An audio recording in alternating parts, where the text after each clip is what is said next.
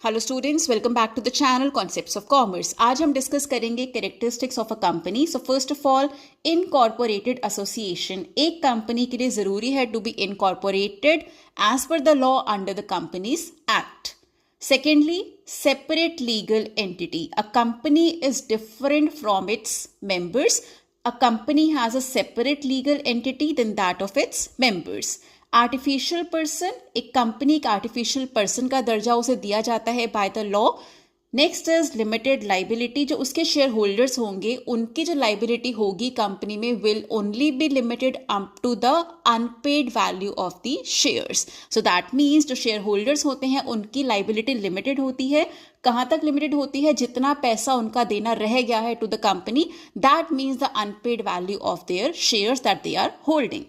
Common seal. See now a company is a artificial person, वो natural person नहीं है, ना ही उसका एग्जिस्टेंस होता है like a natural person, so वो सिग्नेचर भी नहीं कर सकती है। But there is a common seal that is to be used by the company for all its official matters.